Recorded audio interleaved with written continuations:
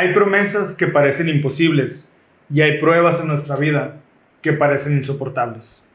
Hay momentos en los que Dios promete y también hay momentos en los que Dios nos prueba. Y casi siempre estas últimas dos cosas suceden al mismo tiempo. A veces el Señor nos pregunta si creemos lo que nos prometió, y cuando todo es claro y las bendiciones se están dando, la respuesta es sencilla y claro es sí. Pero lo complicado es cuando todo sale diferente a lo que nosotros deseamos y la situación parece inclusive contradecirse a lo que Él nos prometió que sucedería. Cuando el milagro tarda, cuando el cuerpo envejece, cuando la lógica parece decirnos ya no va a pasar, o cuando el corazón duda y susurra, ¿y si no? En Génesis del 18 al 23 encontramos una pregunta que atraviesa los siglos y las generaciones, que no fue hecha solamente a Sara afuera de una tienda en el desierto, sino que es hecha a todos aquellos que alguna vez han esperado más de lo que suponemos que deberíamos de esperar. ¿Hay para Dios alguna cosa difícil? No es una pregunta histórica, no es una frase poética, ni tampoco una confrontación doctrinal o divina. Es una pregunta que aparece en nuestros corazones y nuestra mente cuando la fe se estira, cuando el sacrificio que estamos haciendo es cansado y parece ilógico. Hoy vamos a entrar a la vida de Abraham y de Sara, una vida marcada por milagros improbables y por promesas y pruebas que a lo mejor nadie desearía elegir. Y quizás cuando veamos su historia, vamos a descubrir algo inquietante en nuestras actitudes y en nuestra propia historia. Porque el Señor todavía promete y el Señor todavía prueba a través de esas promesas.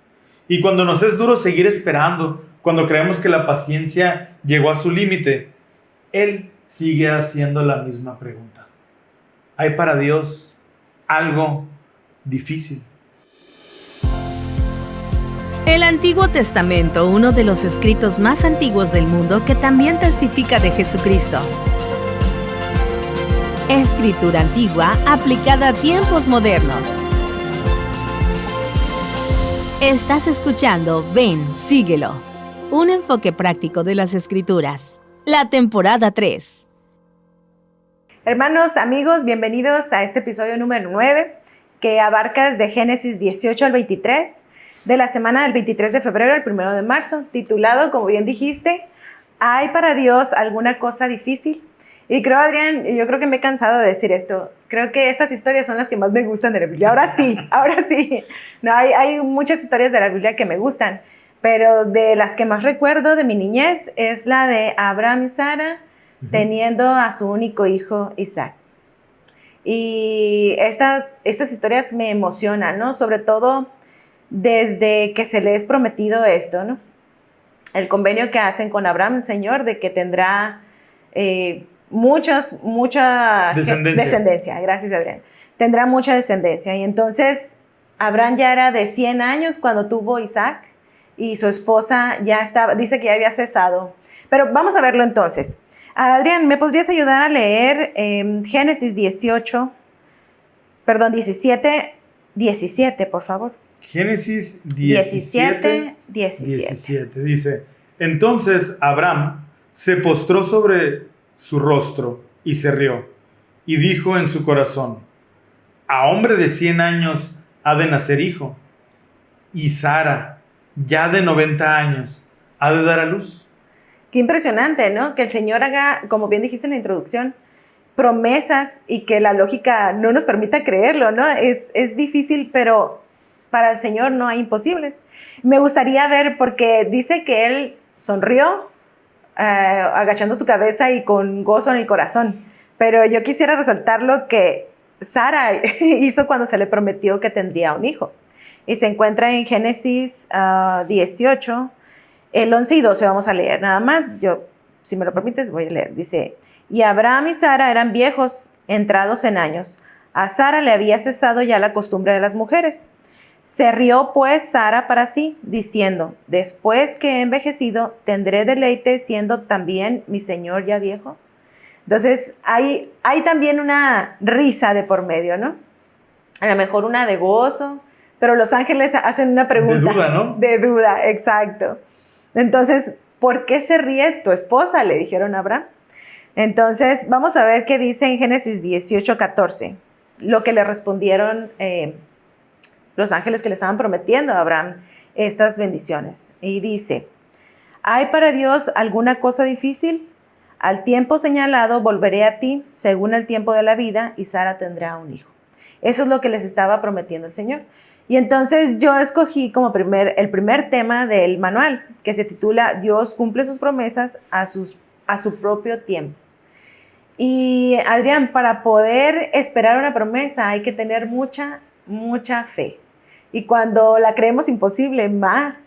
Y me gusta porque el presidente, déjenme lo encuentro, Russell M. Nelson, enseñó en su discurso Cristo ha resucitado, la fe en él moverá montañas.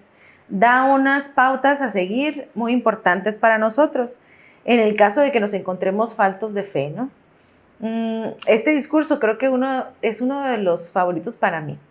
Y él menciona que las más grandes bendiciones, o más bien la mayoría de las bendiciones, si no es que todas, vienen siempre por medio de la fe. Y si no tenemos una fe firme, no nos preocupemos tanto, pero actuemos. O sea, no lo dejemos a que lo haga el Espíritu por nosotros, sino que trabajemos por tener más fe. Y él dice lo siguiente, que me gusta mucho. Si nuestra fe es como un gramo de mostaza, para él empezar de esa manera es más que suficiente. Adrián, ¿ibas a decir algo? Sí, no, a mí me gusta mucho una parte del discurso que dice, claro, no niegues el poder de Dios, dijo el profeta Moroni, porque Él obra por poder de acuerdo con la fe de los hijos de los hombres. Cuando nosotros recibimos promesas y estamos esperando, caemos en la desesperación tal vez. Pero los tiempos, hay una frase muy trillada o muy utilizada que dice que los tiempos de Dios son perfectos. Pero en verdad, el Señor sabe cuándo va a llegar esa bendición.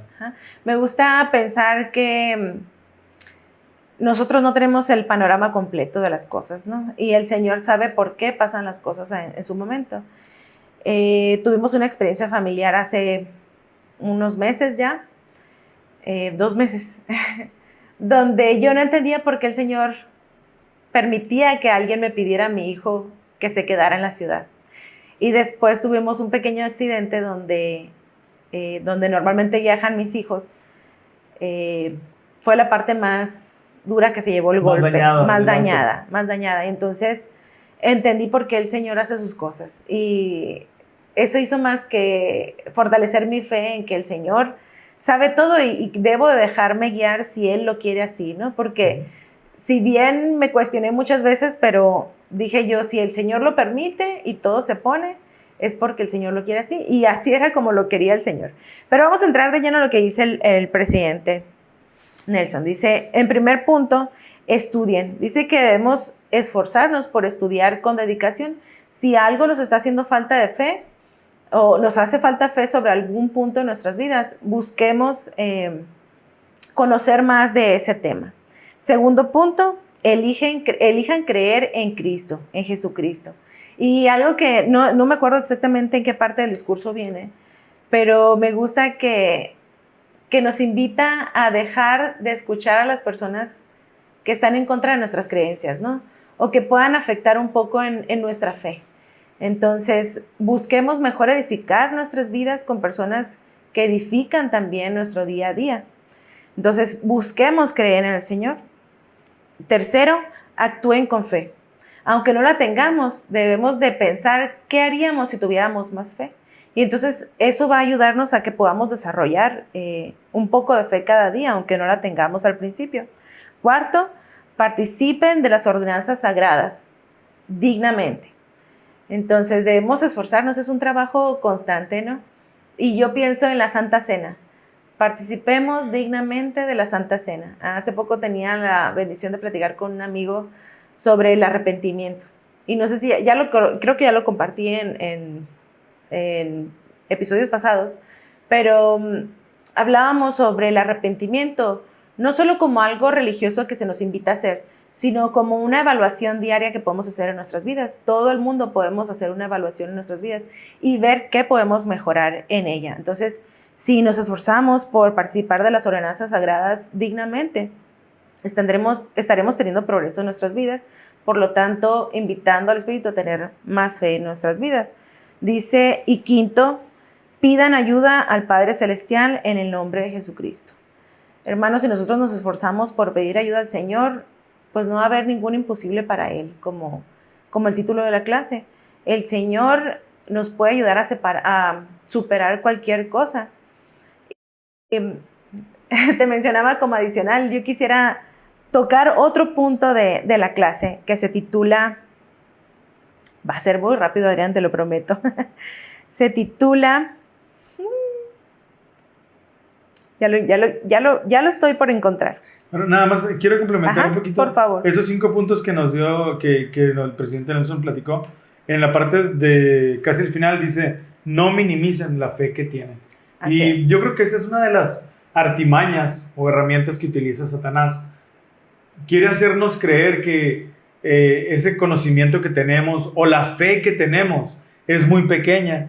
Y al ser pequeña, creemos que no va a tener la potencia suficiente para mover montes, como dice la Escritura, ¿verdad? Que la fe moverá montañas.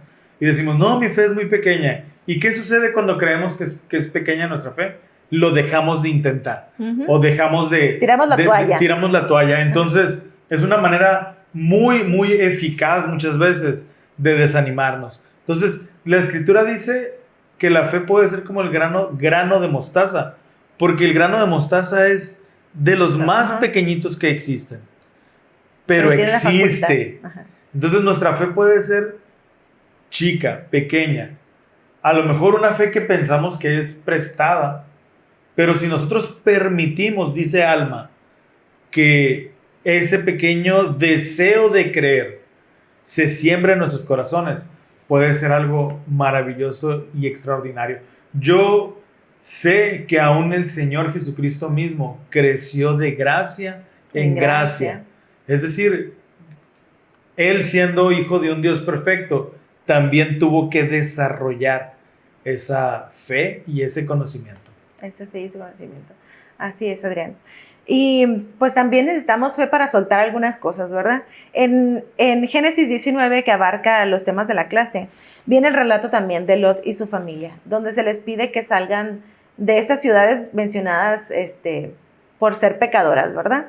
Y entonces la esposa de Lot, al salir de la ciudad, voltea hacia atrás y es convertida en sal. Y me gusta que dice, ¿qué hizo mal la esposa de Lot? Y recordé tantas veces mirar hacia atrás. Mirar hacia atrás. Recordé algo que me gusta que siempre mencionas tú en el podcast, que es, no lo veamos como alguien pecador, porque también nosotros podemos hacerlo. Y el elder Jeffrey R. Holland hermanos, si pueden, por favor, estúdienlo y léelo, porque las palabras que dice ahí en esta parte son de veras súper inspiradas, me encantaron. ¿Y vas a comentar algo? Sí, claro. El problema no es haber vuelto atrás.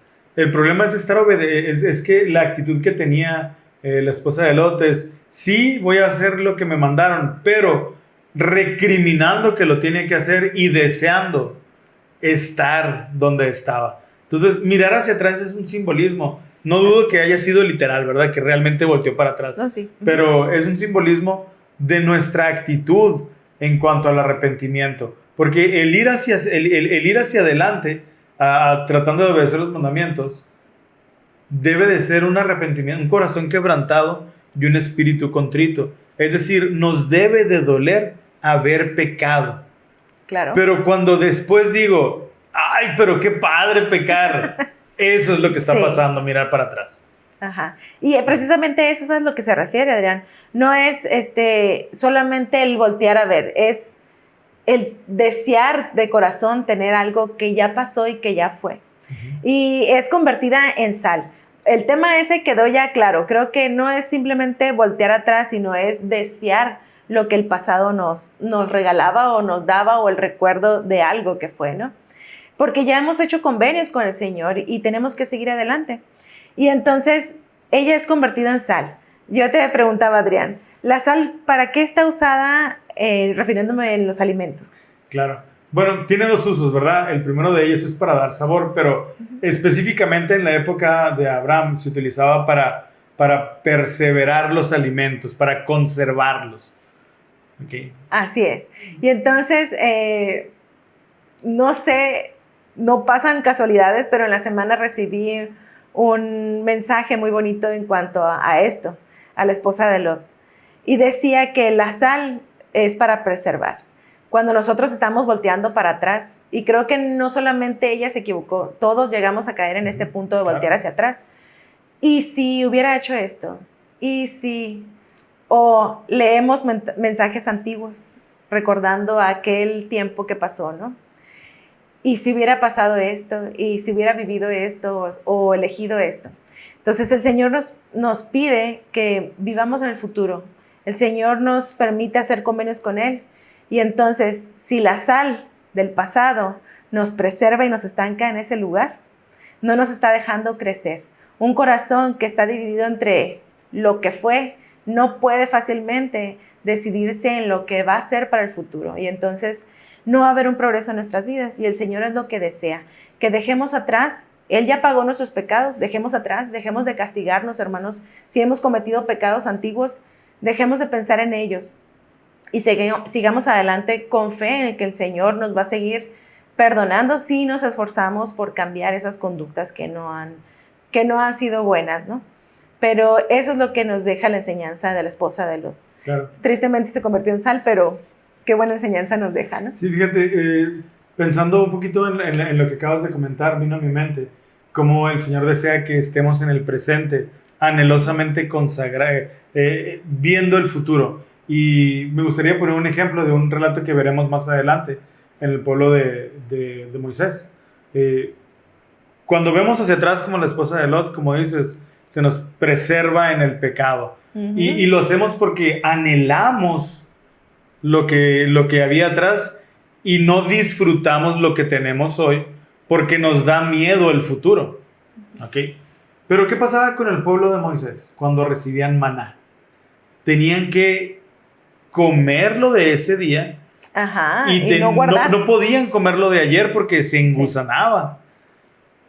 Sí. Y tenían que tener la fe suficiente para no guardar para mañana, para ser merecedores de esas bendiciones. Entonces, qué bonita manera de enseñarnos el Señor con cosas del diario vivir, ¿verdad? Y que la podamos aplicar en nuestra vida. Entonces, creo que una buena manera de poder poner en práctica lo que el Señor nos está enseñando a través de la esposa de Lot y de esta trágica historia de haberse convertido en sal, es que tengamos una fe en Él y que dejemos atrás el pecado y que no lo anhelemos.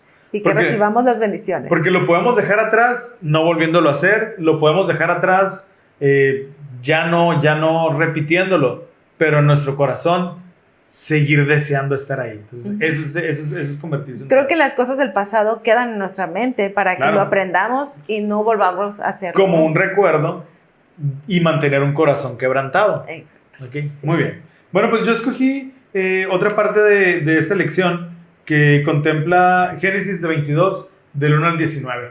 Y esta es nuestra tercera temporada, Mara, con el podcast. Y cada año parece ser que la misma lección, o por lo menos los mismos principios, se enseñan solamente a través de diferentes personajes.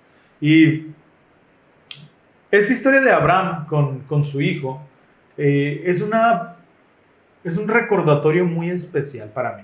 Porque hay momentos en la vida en donde nos sentimos castigados por Dios, en donde creemos que Él está quitándonos algo que ya nos dio. Y muchas veces lo sentimos como algo que es nuestra culpa y que es un castigo, y buscamos razones para castigarnos por esa situación que está pasando, cuando muchas veces esta situación es para revelarnos algo y prepararnos para el futuro. La historia de Génesis 22 no solamente es la historia de Abraham. Y yo quiero hacer una comparación que me encantó que el manual lo hiciera, porque en verdad que nunca lo había considerado. Génesis 22, además de ser la historia de Abraham, es una revelación del corazón y el sentimiento de nuestro Padre Celestial. Y vista con la óptica adecuada, podremos conocer una parte muy íntima de los sentimientos de nuestro Padre. Veíamos en lecciones pasadas, en un tema que por cierto no tocábamos, pero era que Dios lloró. Y bueno, eso nos muestra una parte de nuestro Padre Celestial. Y ahora nos va a mostrar otra vez una parte muy íntima de Él. El contexto histórico es muy sencillo. El sacrificio era una parte, era un acto o un rito sagrado, pero también común en el Antiguo Testamento. Pero lo que ocurre aquí no sigue esa lógica o esa tradición de la ley del sacrificio. Lo que aquí ocurría, inclusive, ni siquiera lleva una lógica humana. Dios no estaba pidiendo un sacrificio normal. Dios no estaba pidiendo la muerte. Estaba mostrando una semejanza. ¿Ok? Y vamos a ver Jacob 4:5. Si la puedes claro que sí. encontrar por ahí. ¿La tienes a la mano? Claro que sí. Adelante, por favor. He aquí, ellos creyeron en Cristo y adoraron al Padre en su nombre. Y también nosotros adoramos al Padre en su nombre. Y con este fin guardamos la ley de Moisés, dado que orienta nuestra alma hacia Él. Y por esta razón se nos santifica como obra justa, así como le fue contado a Abraham en el desierto el ser obediente a los mandamientos de Dios, al ofrecer a su hijo Isaac, que es una semejanza de Dios y de su Hijo unigénito. Así es. El Padre Celestial, a través de esta experiencia que vivió Abraham, estaba diciéndonos o estaba enseñándonos cómo serían las cosas. ¿Ok? Y Abraham había esperado por años a Isaac. Ya acabamos de ver ahorita en el tema que inclusive cuando se le prometió fue así como que, ay, ¿a poco? No lo puedo creer. ¿A poco? Sí. O sea, fue tan grande el milagro. Y entonces de repente el llegar a sentir que ya te lo di, pero ahora me lo vas a entregar. Damara, ningún padre podría llegar a pensar que esto viene de Dios. Claro. Podría pensar que se volvió loco, quedó traumado por sus papás. Abraham venía de una familia que trataron de matar, que su papá lo trató de matar. Sí, imagínate, qué difícil. Imagínate qué habrá pasado por su mente, lo turbado que debió haber estado su espíritu. Pero él había creído y confiado que la inspiración y la revelación supera toda lógica. ¿Cuántas veces hemos tenido un sentimiento que debemos de mudarnos de ciudad, cambiar de trabajo? Pero tengo deudas, tengo hipoteca, tengo esto, pero deja el trabajo, pero no puedo. O que saquemos a los niños de una escuela y los pongamos en otra, pero la beca, pero esto, pero aquello. Entonces, de ahí la importancia que nosotros estemos pendientes del susurro del Espíritu y aprendamos a diferenciarlo de nuestros pensamientos. Elder Rasband vino a Hermosillo hace unos meses y yo en una ronda de preguntas y respuestas, yo le decía, ¿cómo podemos aprender a diferenciar las voces del Espíritu de nuestros pensamientos? Y me dijo él, hazlo a diario y entonces aprenderás a reconocerlo, ¿ok? Pero además me dijo, todo lo que es bueno viene de Dios. Y en esta ocasión, definitivamente Abraham, aunque la lógica humana decía que no, claro, el sentimiento decía que sí, ¿ok? Entonces, en el altar no había un animal. En el altar debería de estar su hijo. Y en Génesis 22:8 viene algo muy especial. No sé si tienes la oportunidad de tenerlo por ahí y llegarnos a leer. 22:8. Y respondió Abraham, Dios proveerá de cordero para el holocausto. Hijo mío, papá, ¿dónde está el animal? Se me hace así el corazón. Y entonces la fuerza y el temple que debe haber tenido Abraham, pero la fe. Porque creo yo que dentro de su corazón, él siempre estuvo esperando que el Señor le dijera, Detente ya. déjele, te la creíste. ¿Okay? De chill. Entonces, esa Qué frase difícil. es el centro de todo. Dios proveerá un cordero. Y Damara no se refería a ese momento. Se refería al sacrificio máximo de esta creación de nuestro Padre Celestial y de todas sus creaciones. Dios proveyó un cordero. Esa frase, porque muchos siglos después, el Padre sí lo proveyó, no un animal, su propio Hijo. El presidente Dallin H. Oaks enseñó que la prueba suprema de nuestra fe no es simplemente creer, sino obedecer cuando el Señor lo manda. Eso fue Abraham. Y ese fue nuestro Padre Celestial. Abraham estuvo dispuesto y al final no sacrificó a su hijo. Pero nuestro Padre Celestial sí. El Padre sí pasó por el sufrimiento que a Abraham se le evitó. Fíjate, Adrián, justo se me acaba de pasar por la mente. A veces pensamos en Dios como alguien que es perfecto nada más y que pasan cosas malas en la tierra y Él no hace nada, ¿no? Y como Él es perfecto, pues no le va a doler. Okay. Pero sin embargo, este ejemplo que el Señor nos da por medio de Abraham nos pone a un hombre que vivió en la tierra hace mucho tiempo y que tuvo un hijo amado por Él, deseado tantos años, y que el Señor lo probara de esta forma para ver si hacía todas las cosas que les mandara. Nos hace, a mí mi corazón se me hace así, lo pone de una forma más terrenal, ¿no? Y entonces puedo comparar el sentimiento que nuestro Padre Celestial tuvo al entregar a su Hijo unigénito. Claro. Y esto es realmente profundo para mí, ¿no? Y probarnos así, si realmente estaríamos dispuestos a seguirle hasta el último momento donde ya estamos a punto de, ¿no?, de encajarla, y que un ángel nos detenga y nos dé la bendición, ¿no? Claro.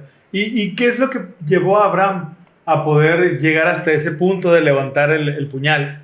Bueno, el elder Jeffrey R. Holland recordó que en los momentos de prueba debemos de aferrarnos a las experiencias espirituales que ya hemos tenido en el pasado y nos han ayudado a fortalecernos, porque esto es profundamente práctico. Si tú sabes que el Señor va a estar contigo en todo momento, puedes soportar lo que está pasando. Claro. Todos vamos a tener montañas. Todos vamos a tener que sacrificar algo que amamos. Todos tendremos momentos en donde la promesa parece chocar con la bendición.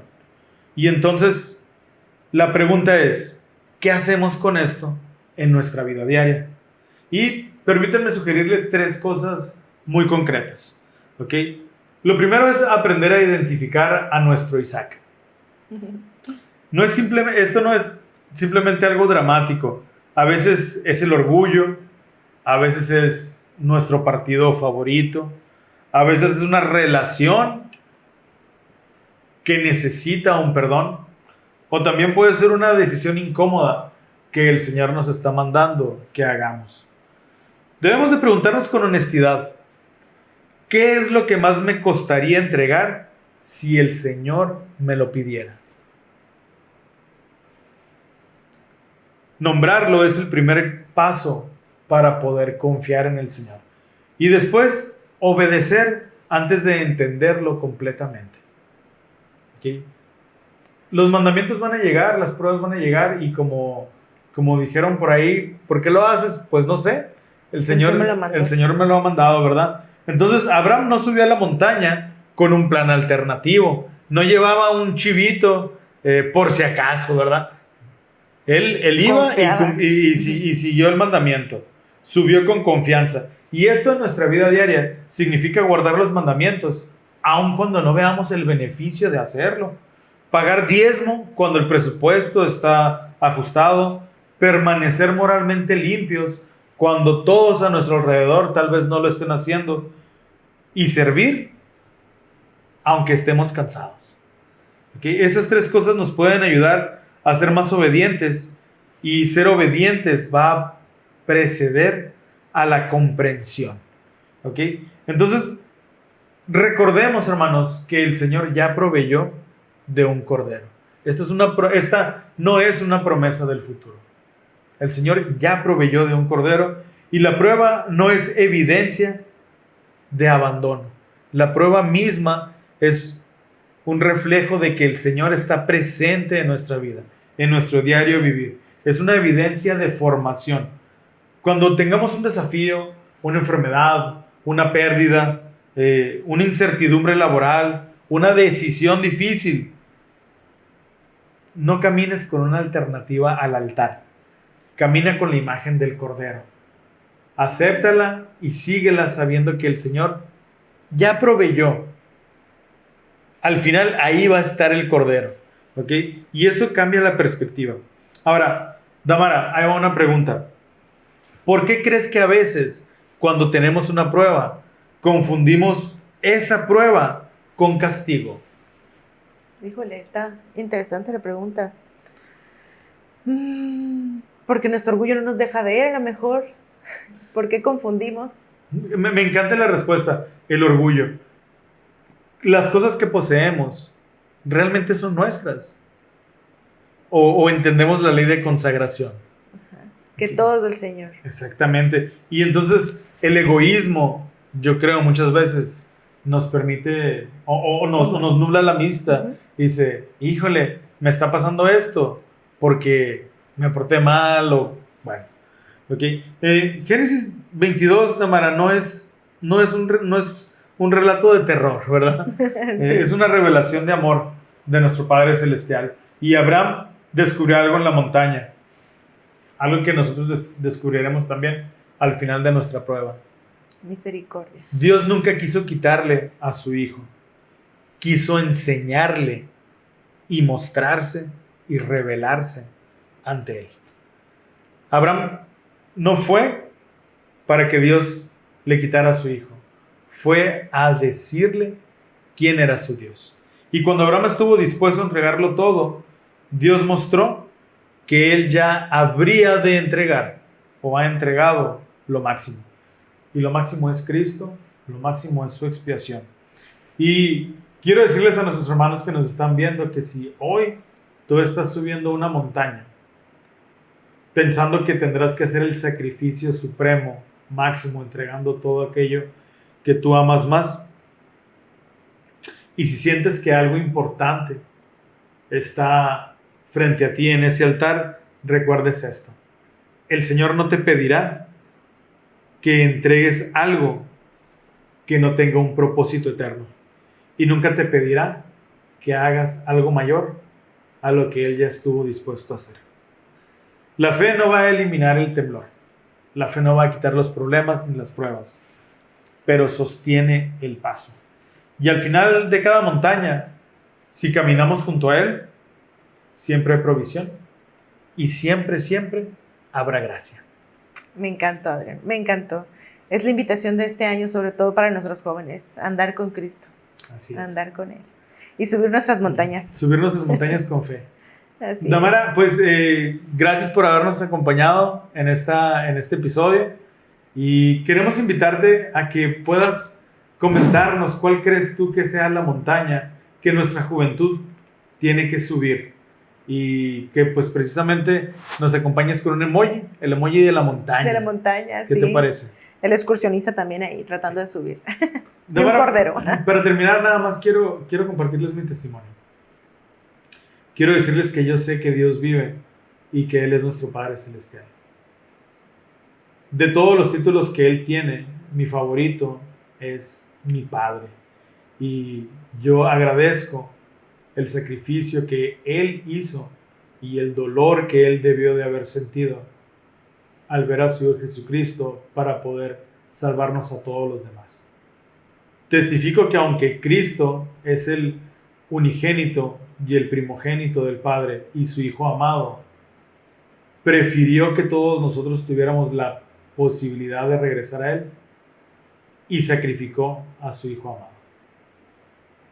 Qué maravilloso. Pues muchísimas gracias por habernos acompañado y nos vemos en el próximo episodio. Nos vemos pronto. Esto fue Ven, síguelo. Un enfoque práctico de las Escrituras. Hasta la próxima.